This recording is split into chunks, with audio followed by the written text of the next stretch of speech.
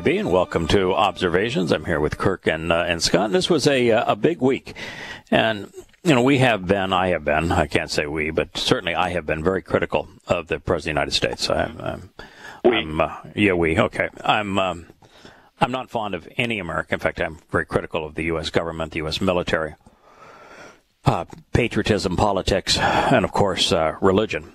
And I have looked at Trump as being a dangerous narcissist. And that position hasn't changed. But fair is fair. This week, Trump did two things, one very well, and one important thing that he did poorly. But it was still a good thing to do. It's just that he didn't do it right. On the thing that he did very well is that he announced and passed tax legislation in America that reduces corporate tax rates from 35% to 20%. Maybe way too late, but America's corporate tax rate was amongst the highest, if not the highest, in the industrialized world. And it's what was crippling American business, that and many other things, but it was crippling American business, and it was why so many countries wanted to leave the United States. We're buying companies that were smaller, that just had headquarters outside the United States, so they would no longer be a tax entity in the United States because you couldn't be competitive. And it was just absolutely destroying the economy. And he explained why he was doing it. I listened to a speech that he made on the economy, and while he got into a lot of self-aggrandizing in the speech, as he is wont to do, he laid out what the reasons were and the justification for his corporate tax cut. And given time, it will have a profoundly positive effect on the American economy. Now, it's not enough to save America economically. The country's over $20 trillion in debt, and with unfunded mandates, that number now is closer to $100 trillion in debt, and there's no way to resolve that problem. Yeah, time's not very abundant either. No, we're not long on time, and America's not long on being fluid in terms of its economy. It is, it's already long since destroyed its currency. The thing that he did that was a good thing to do, but he did poorly, is announce that Jerusalem is the capital of Israel, and it undeniably is the capital of Israel. The reason he did poorly is he did the same thing that Jerry Falwell did after he read. He did an edit pass of Tea with Terrorists, and he came out on the Today Show and said, Muhammad was a terrorist. He hadn't retained enough of the information to explain his point and to explain why that point needed to be made, such as Muslims were perpetrating 99% of the terrorist acts in the world, and Muhammad led 75 terrorist raids during the last 10 years of his life, the first 10 years of the Islamic era. And every one of those raids was an armed robbery. He perpetrated armed robbery against defenseless civilians for the purpose of entertaining his men by raping the women, enriching them by enslaving the children, and robbing them of their possessions. If he had said that, and he explained, this is the reason I'm sharing this with you, is so that you understand why 99% of terrorist acts today are perpetrated by Muslims. They're following Muhammad's example. That would have been a right thing to say and the right way to say it. Trump this week announced, as we've just mentioned, that Jerusalem is the capital of Israel. It's the right thing to say, but not the right way to say it. What he ought to have said is that historically, Israel has a greater claim to Jerusalem as its capital as any other nation, more so than any other nation on earth. Their claim not only goes back 3,000 years, but it is undeniable. And that there is the claims against that, which are being made by people who call themselves Palestinians, is shrouded in a complete lie. Correct. There is no such thing as a Palestinian. There's no such place as Palestine. If you cannot present yourself truthfully and your cause honestly, then we should not be considering it. And for the world that's going to react negatively to this, They need to understand that there is absolutely no way whatsoever to justify Jerusalem being the capital of a Palestinian state for Palestinian people since the last Philistine ceased to exist 2,700 years ago. They were wiped out entirely 2,700 years ago. And the point that I constantly make about the Philistines, is that apart from what Yahowah revealed through his prophets, absolutely nothing is known of them. That's right. There's not a monument, not a city, not a coin, not a clay tablet with writing on it. There isn't even a record of any of the literate countries around them speaking of them. There is absolutely no record whatsoever of the Philistines, which the Palestinians have usurped that name. Nothing is known about them apart from what is said in Shaphat, Judges, in Samuel, and in the Torah about these people. And there they are presented as ruthless, invading, uncivilized terrorists. So if what Yahowah has to say in the Torah, in Judges, in Samuel, is valid, they have no claim to the land whatsoever, and the last of them was wiped out by the Assyrians in 720 BCE. If what Yahowah said cannot be trusted, then they don't exist. They never did exist. Very well put.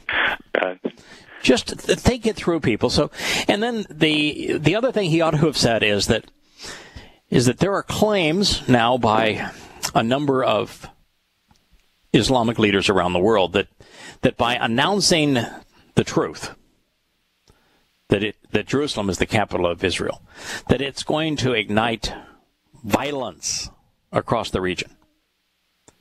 And my response to that is a warning. If Muslims are going to respond violently to an announcement that is undeniably true, all they're going to do is to affirm that they never were a party for peace. That they never were people that you could give something to in hopes that they would live peacefully. That they are, in fact, terrorists and murderous and ruthless. So if they want to prove who they are by throwing stones and shooting people and knifing people and protesting and screaming, then they're just showing that they're ignorant, vile, and are not a party that anyone should be negotiating with under any circumstance, because they cannot be trusted. Well, even on the negotiations, though, like the primary thing is you have to acknowledge that Israel has the right to exist. Like that's the bargaining thing, and they're like, no, we won't do that. So why would you negotiate with that? Yeah, well, the bottom line is that Muslims, because Allah was modeled after Satan, therefore Islam exists to annihilate Yahowah's chosen people. Mm-hmm. It's not a statement of opinion, just fact. If you can't figure that out by examining Islamic history or reading the Quran and Hadith, then you ought not express your opinion because it is unfounded. Muhammad either enslaved, raped, or murdered every Jew within camel ride of Mecca and Medina, yesteryear's Yathrib. And there are extra bonus points in Islam for killing Jews, and Allah is stunningly anti-Semitic. And so it's the world's position that Israel should be constrained, should be kept locked up in this little tiny compartment that is undefensible. And it is the Muslim and also anti-Semitic Christians' point of view that that's just the first step towards completely eliminating Israel and annihilating all Jews. You know, I was translating chapter 11 of Yahowah, and there's some really interesting statements here. One of the statements that God makes is that he is going to cut off, sever all relationships with, vanish, and either destroy or incarcerate everyone who tries to constrain Yahowah. Anyone engaged in trying to limit or put restrictions on Yahowah will be eternally severed from a relationship with Yahweh. That's a warning. There's a warning for you. And it's specific to the crime that is being perpetrated by the world. But that's my problem with the Donald Trump announcement, is he needed to make all three of those points. He didn't make any one of them. The only point that he made is that, people will disagree with this, but, the fact is that if you want to say that keeping Jerusalem open to negotiation is essential to reach a peace, then I'm here to tell you that that's what has happened over the last 60 years, and it hasn't achieved one, so why would we continue down that same path? That's the only argument that he made. That and all the other presidents have made that as a promise during the campaign to get elected, but none have followed through. I'm following through. Mm-hmm. But anyway, it was the right move, the wrong rhetoric surrounding it. Yeah. And when you don't present the right rhetoric, what happens is that the media has a field day and saying, well, he went against, the policy of the whole world. The whole world warned him that if he did this, there'd be an eruption of violence in the world. So they want to blame the violence on Trump, because Trump didn't present the case correctly. And if he had presented it correctly, there would be no way to do that. The violence would be correctly blamed on those who are perpetrating it and the religion that is inspiring it. When it's so obvious, it gets very frustrating for me. I read an article a while ago, and they basically talked the same thing, that Israel wasn't the capital. It didn't belong to Israel. And they went through the history because of this spore and this, that, and the other. Well, because if I'm given something by Yahweh himself, it's forever. Mm-hmm. It's mine if I get kicked off the land because I have a broken down relationship with Yahweh. That doesn't make the promise any less that it'll be my descendants. It's always for his descendants. So correct. Yeah, that's one of the reasons he says that, because he sets it up by saying, I'm bringing Israel back home. Mm-hmm. And so the thing he's not going to tolerate is anyone that tries to restrict Yahowah, because he's bringing him back home. By the way, it's interesting. He tells he presents the places that he's going to bring his children home, and he says, it's come to pass in that day, my upright one will once again join his hand a second time and bring forth and redeem the remnant of his family. And then it lists a number of places where he's going to pull them. And the last of the places is, and from the coastlands of the sea. Now, the coastlands of the sea would be the shores of countries either between or surrounded to some extent by large bodies of water. Mm-hmm. So that would be the United States, Canada, Central and South America, Western and Southern and also Northern Europe, Turkey, India, New Zealand, Australia, and South Africa.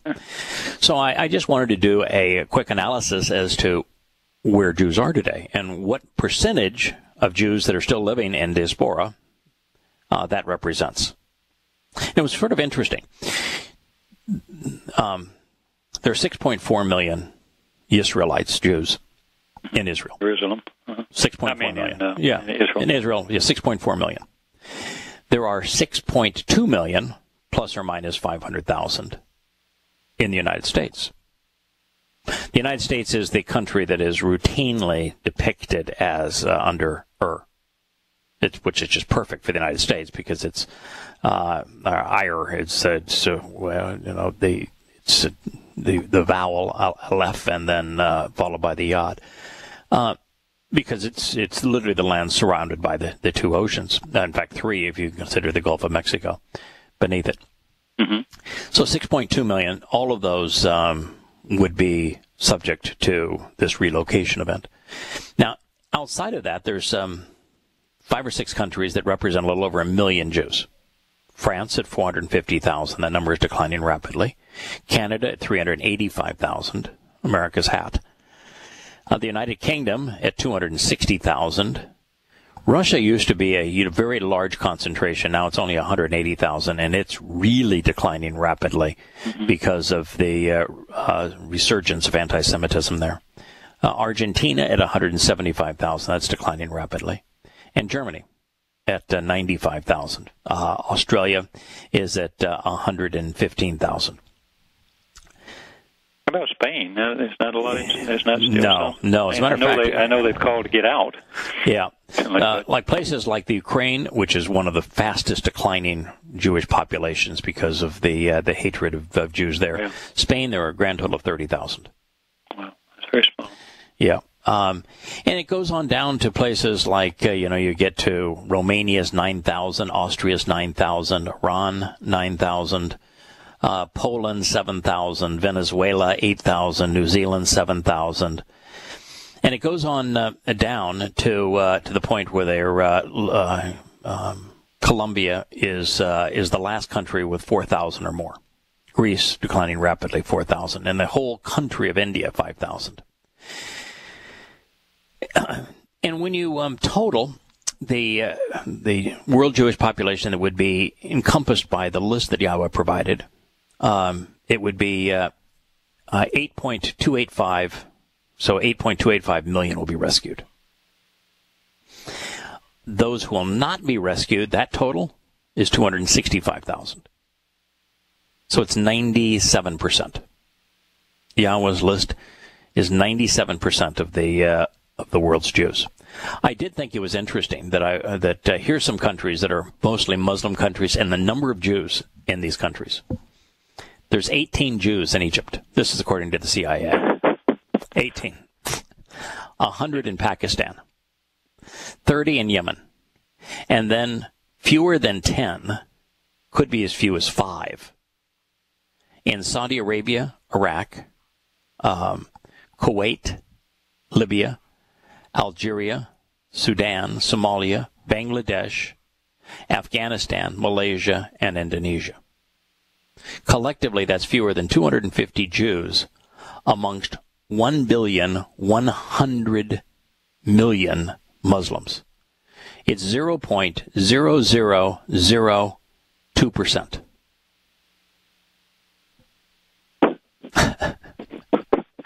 Taking the note here. Wow. I mean, is that just staggering? What's wrong with those guys? Is what why are they there? Yeah, just staggering. Yeah. But anyway, then God says He's going to. There's 2 places in Yahowah 11 where God speaks specifically of lifting up a banner. So after bringing His children home from these countries, He says, I'm going to lift up a banner for the Gentile nations so they know what I'm doing. Mm-hmm. And then together He's going to remove the children of Israel from the 4 corners, the 4 extremities of the earth. And just prior to this, just prior to His announcement that He was going to be pulling His children from all of these places, He also mentions the same banner. He says, and it shall come to pass in that day that the root from the foundation of the root of the matter, that which is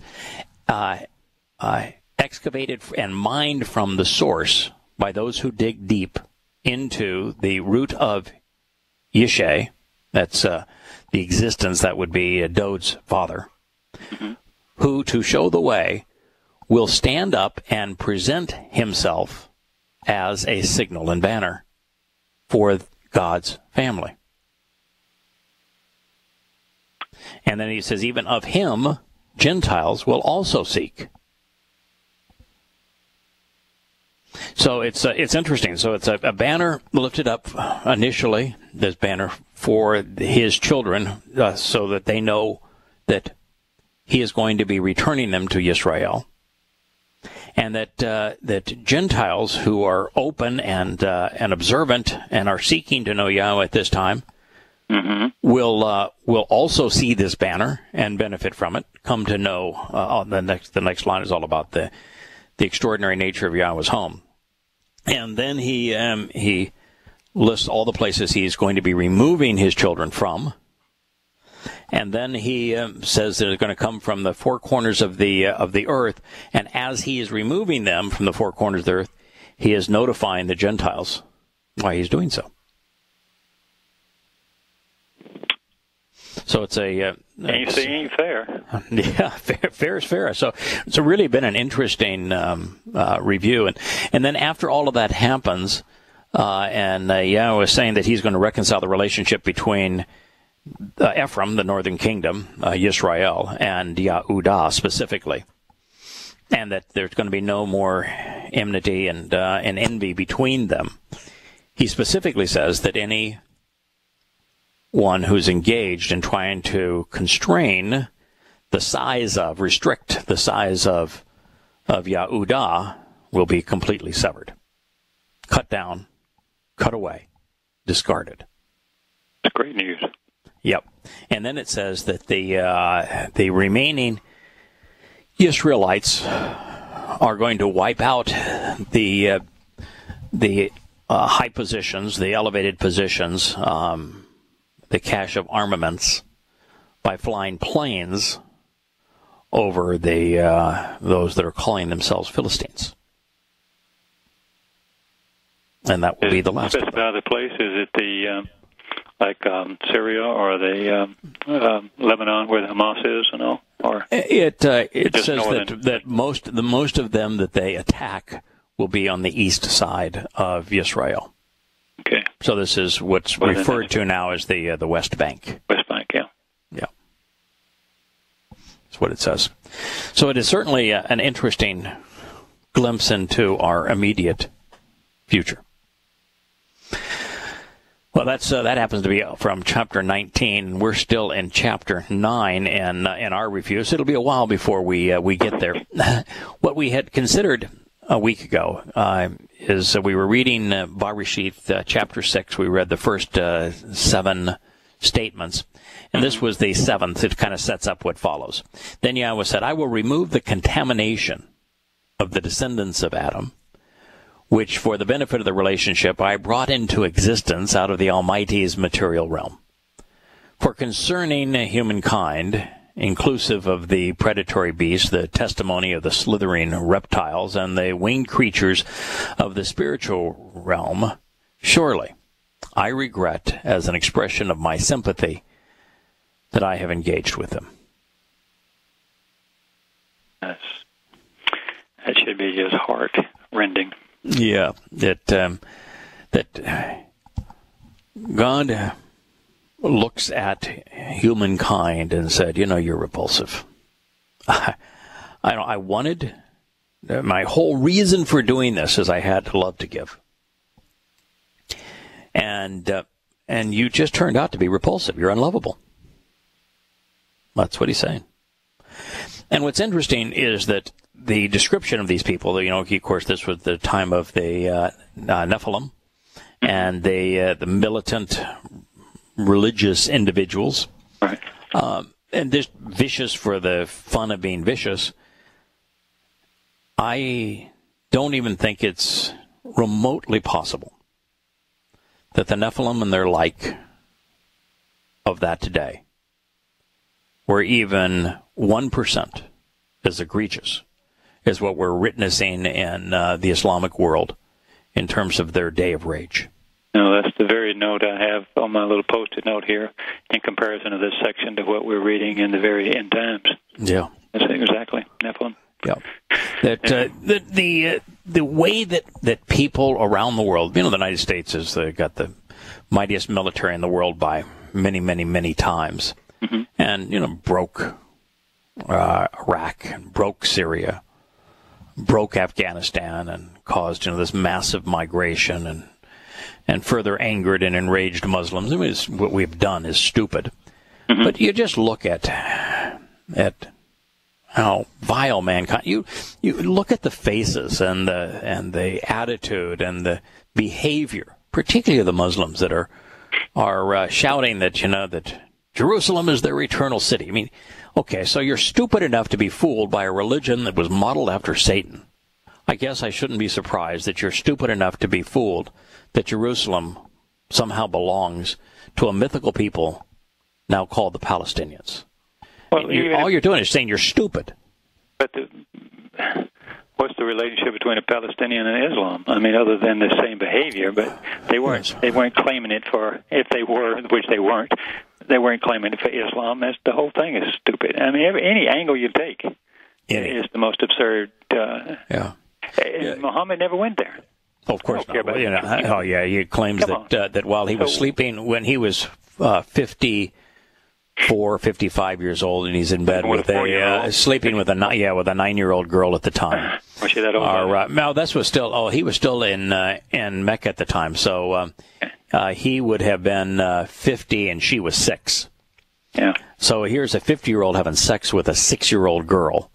And while he claimed that he was in bed, and she was wise enough to say, even at 6, he never moved. He claims that he rode on a winged ass, a flying ass, from Mecca to Jerusalem. Now, last time I checked, asses don't fly. But that's not the biggest part of the story. When he got to Jerusalem, the ass took him directly into the temple. Which existed how long? It was destroyed in 70 CE. This was now 20? Yeah, 600 years. Yeah. It had been gone for it had been gone for 5 centuries. Yeah. But Muhammad was too stupid to know that. And Muslims are too stupid to figure it out that, oh, by the way, he was lying. Mm-hmm. And of course then he met with all of the Jewish Yahudim bigwigs. So it met with Abraham there, and Noah, and Esau. Esau would be is actually a transliteration of Esau, the person that God said he hated. But Muslims have been connived and cajoled into believing that's Jesus. No, Jesus would be Yahusha. The written Arabic uses the Hebrew alphabet, so there's no issue in incorrectly. That's why they call Jews Yahud.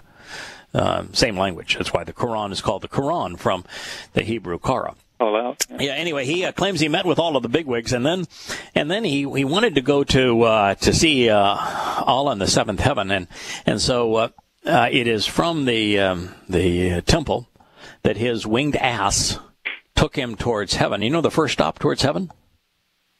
I probably went to hell first. Oh, yeah, hell's the first stop. There he saw women who were hanging by the breasts. That hell was filled with women hanging by meat hooks through their breasts. And they were, when he asked why they were there, because they were not grateful for all of the things their husbands were doing for them. There's a sick man. And from hell, he managed to next step up through to Allah's seventh heaven, where the great and mighty Allah said that what I want you to do is bow down to me 50 times a day. I want you to prostrate yourself 50 times a day. So that's the story that the Dome of the Hoofy print, Dome of the Rock, is supposed to commemorate, and it's why Muslims claim Jerusalem as their eternal city. It's just laughable how unbelievably disgusting all of that is. And then from that point on, Muhammad just started slaughtering Jews. He is 3 Jewish women in particular. There's long discussions about how he chose them to rape them. And how he would, at one day, he cut off the heads of 900 Jewish men and enslaved all the children, while his men played a game of lots for who got to pick which one they got to rape. That is the religion of Islam that is protesting and saying that it wants Jerusalem and I can tell you Yahowah's response. He is disgusted. But, he is also disgusted by all the little curly, cute hair, black hat wearing Orthodox Jews that bob their heads at the Wailing Wall, saying rabbinic prayers. He finds them every bit as repulsive. And he finds all of those Christians who completely discount everything that he had to say and replace it with Pauline myths, that they're equally disgusting. 99% of mankind he finds appalling, just as it was on the day of Noah. Now, on the day of Noah, he was it. Ultimately, it would include his family, because that's the nature of the covenant. But he was it. But Noah, which means the trustworthy guide to a beneficially prepared and beautiful, restful home, attained, discovered, and experienced favorable acceptance in the sight of Yahowah. It doesn't say he was perfect. Mm-hmm. It says that he attained and experienced favorable acceptance in the sight of Yahowah. This, then, is the generational record of the story of Noah. The trustworthy guide to a beautifully prepared and restful home was individually right. That's all God really wants. Just be right about him. Be correct, and thus upright and vindicated. He was unobjectionable by being entirely correct with regard to the truth among his generation, his time, his people, and place. Alongside the Almighty, Noah walked alone and independently. There are so many people that say there's no way that you can be right about God and 2.5 billion Christians be wrong. You can't be right about Allah and 1.5 billion Muslims be wrong. Well, yeah, I don't know what the world population was at this time, but he was the only one. Mm-hmm. You think they made the same argument then? Well, they thought they were doing all right. Right. Think the Romans made the same argument? The Greeks made the same argument? The Egyptians made the same argument? Let me show you how profound I find it on just above when we talked about favorable. Mm-hmm. You recognize them as favorable, and that's, of course, chin. Yes. And I won't go into a long diatribe because I spent hours on this, and I couldn't believe how many things I found about it. Mm-hmm. What disturbed me was I was looking at the English translation as well with the Masoretic, and they changed the word to grace, which is, at best, it's a lightweight term. At worst, it's a pagan thing. Grace is based partly on the Latin. The three graces and so forth. So, grace came to English by way of the Latin Roman gratia, which were the Roman goddesses that were the match for the Greek goddesses that were always shown as in their naked form, lascivious merriment. They were the party animals of their day. Uh-huh. They were the what is the name of the women that have their the Kardashians? That's who the gratia were. So if you're into the graces, then I'm sure you'd love the Kardashians. Yeah. By the way, I shouldn't be disparaging the Kardashians. No, I don't know them. I never watched the show, so I don't mean to be. I don't mean to be disparaging them, but I will disparage the concept of grace. It is despicable. It's pagan. It's licentious. The puritanical Christian that, you got to wear something that comes up just below your chin, and you ought not even show elbow. It's we're going to cover you all up, and there's no premarital hanky panky and all that sort of. Well, and they're into the gospel of grace. Well, the gospel of grace is the antithesis of that. Yeah. It is orgy based. Yeah, orgy based hanky panky. This means let's go party. Yeah. Yeah, and most orgy based hanky panky with slaves. Yeah. Which makes it rape. Yeah. Yeah.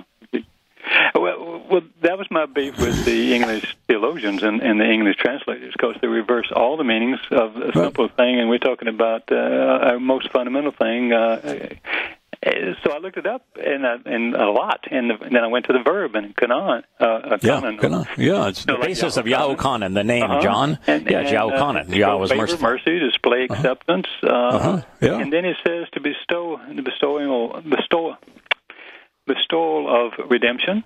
And long form, it says to bend or stoop in kindness to an inferior, which is what Yahweh was doing. You can notice that by his hand, by his arm reaching down, the first letter of his name, Yod. It sounds just like Yahweh, not us bowing down in prayer, obviously. That's the way he's talking about him.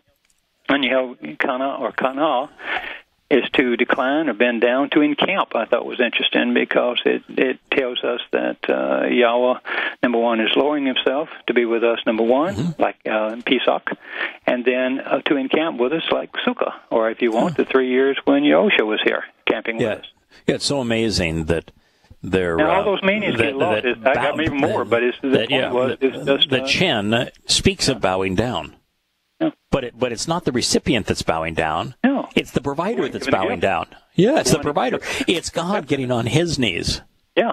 That's the whole Christian idea and the Muslim idea of you get down on your knees to lift God up in praise is not only impossible and ludicrous and demeaning to God. The antithesis is what God intends, and it's practical.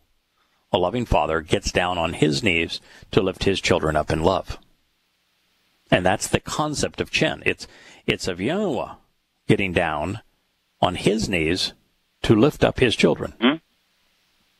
Well, to further that point, and to prove that you're correct, if you looked up Chen and continued on all the different meanings, you would find that from Yah's view, his word, it would be viewed as a beautiful thing worth protecting. You would also have a family camping out. You can look a family camping out in tents, making a wall. If you use the letters, like in the desert with Moshe, where they all camped out. We talked about that a lot when we were doing the study on the Exodus. The nun is the sperm, so it's obviously talking about the continuous of the family, and it means the wall of protection continues or goes on with his people forever.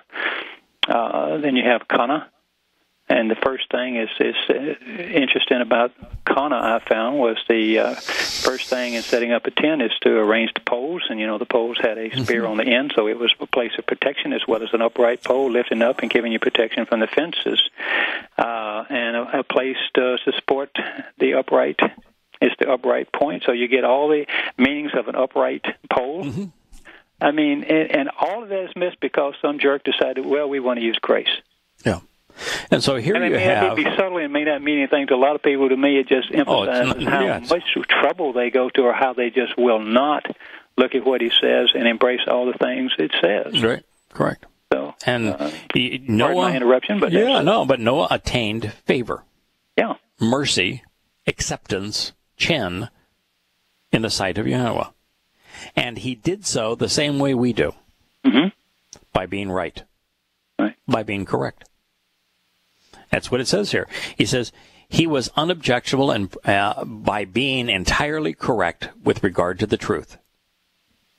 He was correct. He understood who Yahweh is, knew his name, knew who he is, knew what he wanted, and knew that God wanted him to walk with him, not bow down to him. And he wanted him to separate himself from politics and from religion, which Noah did. Noah was alone among men because he walked independently with Yahowah. This is the same exact way we come to him today. Yeah. Nothing has changed. That's why this story is so important. And Noah conceived and fathered the following sons, with Shem, which means the proper and designated name, who is the father of the Yehudim. And just start right there. You can even stop right there. If you don't know and use Yahweh's name, you do not know him. You are not in a relationship with him. No. You will You haven't not even be been saved by introduced. him. Now, there's a lot more to it. Yeah, there's a lot more to it than just knowing his name and using his name. But that is a prerequisite, and it eliminates 99.99999% of the world's population.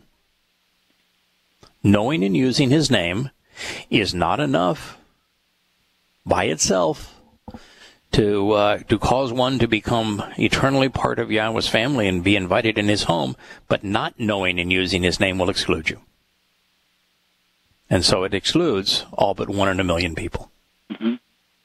It is a necessary first step. That's why I tell people, they claim that, what do you say about Jesus? I say, you don't even know who he is. And if you don't, Nothing good. if you don't know his name, I'm going to tell you don't know him. And if you know his name, you'll know essentially that he is irrelevant. What do I mean by that? His name means Yahweh saves. Yeah. Yahweh's relevant. So does Yah. the first thing is, his first son was named Shem, which means name. Nothing more important than knowing Yahweh's name. Ham, C-H-A-M, so it's the hard C-H-A-M, Ham, which means passionately idolatrous sun worshiper, who was the father of Canaan. And Yesef, the popular deception, opening the broad and popular way which deceives, entices, and seduces simple-minded, naive, and gullible people, who was the forefather of the Greeks, the Romans, the Roman Catholics, the Christians, and the Europeans. It's interesting that if I were writing this today after what I have subsequently learned, I would have written that Ham, the passionately idolatrous sun worshiper who was the father of Canaan. Now that I know about the Canaanite religion, Right. I would say he was the forefather of Islam. Yeah. Why did it only take from him to his grandson, and we have Nimrod? I mean, my God. Yes. That's such a short period of time, and already we've got Babylon exploding on the scene. Correct. I just Immediately. my mind. That now you talk to your grandchild. I talked to my grandparents, and they passed on what they passed on, and surely somebody who had gone through that, you would have thought. I mean, I'm just hypothetical. Yeah. You would have thought that they would have gotten it. And it would have taken several generations, many generations, I would hope, before this thing would fall apart again, and we'd be heading right back to Nephilim. Human beings were created as a social being by design, because God created us for a relationship with Him. So we were created as a social being. We literally go insane if we're left alone. We literally go insane. It's torture. We can't even survive when left alone for a prolonged period of time. So we were designed as a social creature. And the individual who's not thoughtful, who is just looking for immediate and easy gratification, will choose the family of man to satiate that need. Unfortunately, it never works. Man always disappoints. But man is convenient, tangible, available. And so, whether they solicit it through sex, through control, force, however it may be. Monetary, whatever. Yeah, whatever it may be. Monetary, yeah. Right. Man, the vast preponderance of people don't bother to think and simply respond and say, I can scratch that itch, even though it'll continue to itch for the rest of my life, by just becoming part of the family of man. It is the rare individual like Noach that says, I don't need to be part of the family of man. It's always disappointing. I'm going to walk and be independent. I'm going to go the other way. And I want to be part of the family of God. Now, it takes a lot of thinking. You've got to be right. You've got to know what you're doing. You've got to pay attention. But we were conceived to be part of that relationship. And that relationship is wholly satisfying. Yeah. That's why we're such small numbers. That is correct. And will always be that way. Now, the region was corrupt, a slime pit of putrid matters in the presence of the Almighty. And the realm was filled with the proclamations and satisfied with the overwhelming abundance of malicious false testimony, destructive violence, cruel oppression, and vicious terrorism. Now, if that's not a description of 99% of the world today, I dare you to find a better one. With our perception. Right. Now, the region, you can make it the earth if you want. Uh-huh. It's Eretz. Yeah. The earth was corrupt, a slime pit of putrid matters in the presence of the Almighty. And the realm was filled with the proclamations and satisfied with the overwhelming abundance of malicious false testimony. All political pundits are liars. All religious pontificators are liars. All advocates of socialist secular humanists, of humanism, are liars. That's just the fact of the matter. They're all liars.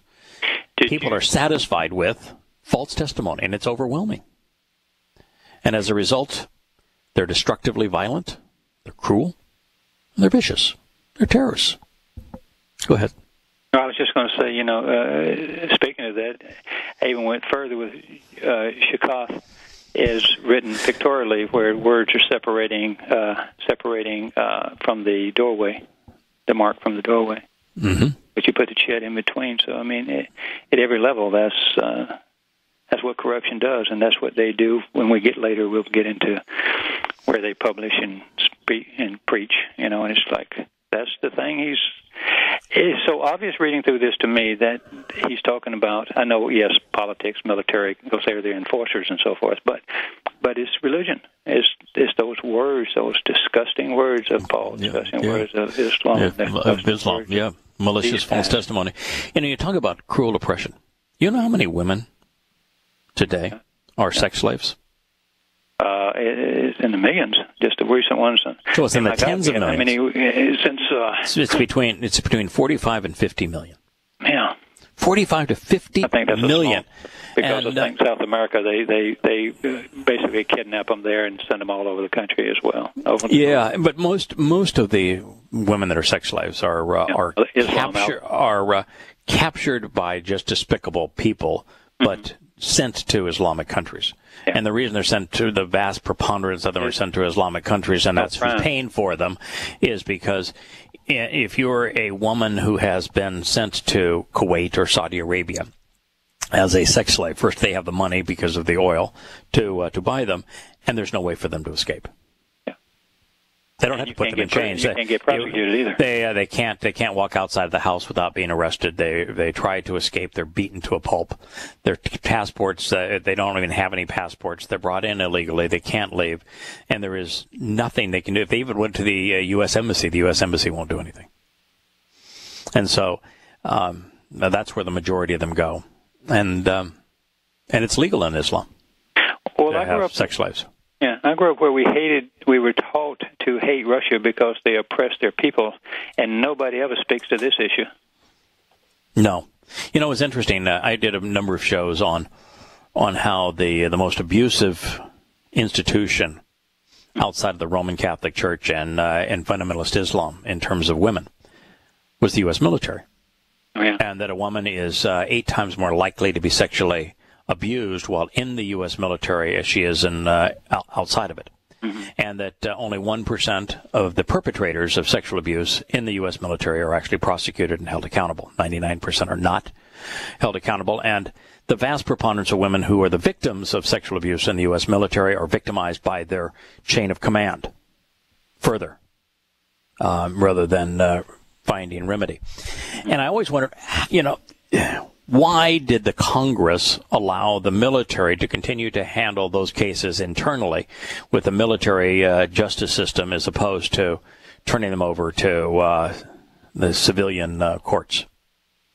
Well, now we know the answer. They're falling like flies on Capitol Hill. Yeah. I think it's great. Yeah. one after another is having to resign because of their multiple accusations of sexual abuse. So that is the world that we live in, and God's not pleased. In fact, he would owe all of these people an apology if he doesn't respond in kind to today's world. Mm-hmm. And he will. Yeah. God observed and considered this region of the material realm. So now listen carefully. Be especially observant and notice that it was perverted. It was corrupt. And she had become a swamp of murky ideas, a dark dungeon which imprisoned the dead and dying, depriving them of life and liberty. For indeed, every human prone to preaching was corrupting, because he had ravaged his victims with his perversions, which were a result of his way, of man's way. You'll read flesh is what's bad here in your English translations from Bashar, but Bashar's primary meaning is not flesh. Mm-mm. No, it's not even animal nature. Yeah. Bashar's primary nation is to preach, is to publish. And it's to preach and publish that which the hearers consider to be good news. Mm-hmm. If you ask a Christian, what does gospel mean? They'll say, it means good news. And so we should preach the good news. Spread the good news across the world. Yeah. This is how Christianity, particularly Protestant, well, even Catholicism, this is how they view themselves. Mm-hmm. Bashar. Yeah.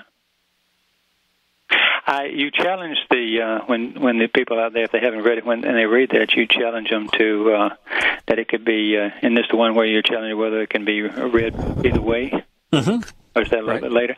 So I went to Bashar, and it's easy to find. Obviously, Bashar can be a man, a human, and so forth, but it's not the line of Adam or the ish. An animal. It can be an animal. It can be a beast. It can be in flesh. It could be that too. Mm-hmm. But basically, he's talking about a man here that obviously, because animals don't preach and publish.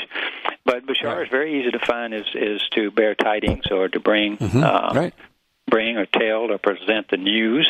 Well, news doesn't have to be good and be a messenger, but it's also to preach. I found pretty quickly. It doesn't mean that the news is good. Or it's not that. Yeah, it's not. It's not. Doesn't mean that the news is good. It means that the tidings, are perceived by those who hear them, and is presented by those who are articulating them as if they were good. It's again, it gets right to the heart of Christianity. Yeah. Bad news presented as if it was good news. Yeah. So, and the letters say the same thing, because you're using sin. Right, which is words. Grab and something sharp and piercing, and the same. Right. Piercing words. Yeah. Right. Yeah, so, everywhere you turn, what I try to do... and the B would be home, so it would be the home of piercing words. Right. And the R at the end is... And the R in the end, Bashar? Words is still the home of words against man. Right, well... Push him in the wrong direction, if you want. The R is from man's perspective. Mm-hmm. So they're piercing words from the house of man and conceived from man's perspective.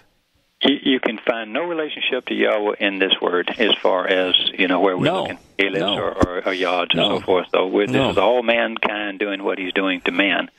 So, and there's no way. So when you suggest that, it could be this or it could be that, no, it can't. It's exactly what you've chosen. Right, and it's not the way you would depict flesh, which would be animal flesh, would not be to show the teeth, the shin. It would not be to show the resh, the head of a human being. And it wouldn't be to show a home, because this is just animal nature. Yeah. Animals don't live in homes with a floor plan. They don't look like human beings, and they don't have the kind of teeth that we have.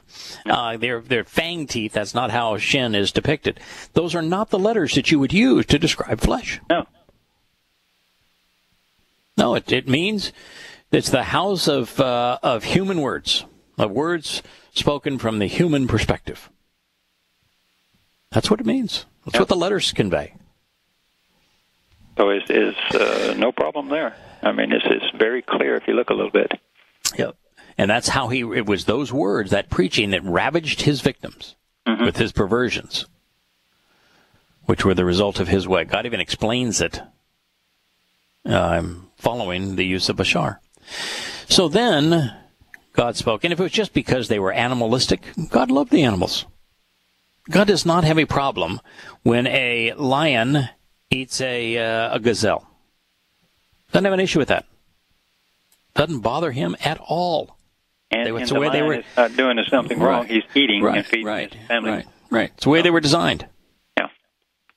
So it's not doesn't wipe out the herd either. It's not the animal nature. It's the despicable preaching.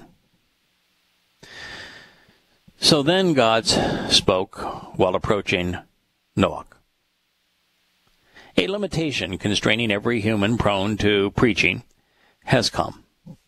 For I have noticed that indeed the region is filled with the proclamation of and is satisfied with the overwhelming abundance of malicious false testimony, of destructive violence and cruel oppression, and vicious terrorism. So, because of their presence, now pay attention to me, listen carefully and be especially observant, standing up and taking notice that they are corrupting the material realm. So choose of your own volition to engage, working to make an ark of laminated and resinous wooden timbers, constructing rooms within the ship. Then cover her, including the house, and also the outside with pitch. Now we'll continue this description. So what was Yahowah's solution to humankind? What did he ask? How did he approach Noah? He told him of his own volition, number one. Right. Yeah, he strikes me as to choose to walk with me. Yeah, he talked to him. Mm-hmm. Oh, yes, words, of course. Yeah, talk to him. Dabarim. Yeah, the book, the fifth book of the Torah, Dabarim, words. Yes. Yahowah spoke the universe into existence. Words. The entire Torah is Yahowah speaking to us. Mm-hmm. So he spoke. If you want to hear God speak to you, just as he spoke to Noah, in fact, you can hear exactly what he spoke to Noah. Just read Bereshith out loud as we're doing. Yeah. That's the first thing he did. We don't have enough time in our life to read everything he's trying to tell us. Right. The second thing is make an ark. Yeah. You need to engage. This is going to be equated to the Ark of the Covenant. Mm-hmm. We're going to be told about the rainbow and what it represents, and it's the Ark of the Covenant. And so, if you want to be with Yahowah, you're going to capitalize on what Yahowah was saying, you've got to be willing to listen to him, which you do by reading his Torah, and then acting upon what you hear. Yeah. He gave Noah specific instructions. What did Noah say? Hey, that's a nice story. I'll take it under advisement. No, yeah. That's a nice story, but that's works related, so I really prefer the Gospel of Grace. I'm going to jump ahead to the Christian New Testament. We'll catch you on the flip side. Okay, I'm waiting for the next version. Yeah. You want a damn boat? You make your damn boat. You got another way to say me? Wings of an angel, maybe? No, thank you. That sounds like work. I'm going to go another way. I'm going to wait for Paul. He'll come up with a plan that... Okay. That's based on Bashar. No. He told Noah that if this is what you need to do. Now, it's your choice. I'm not imposing them, I'm not forcing you to this, but bad things are going to happen to the world. I'm going to give you the opportunity to be safe. You and your family the opportunity to be safe. And it's going to require engaging and working to make an ark. And then we're going to do this, and we're going to cover it. And the reason we're going to cover it is the word for cover is kafar. Yeah, that's a good one. Which is, all about reconciliation. A lot of stuff there.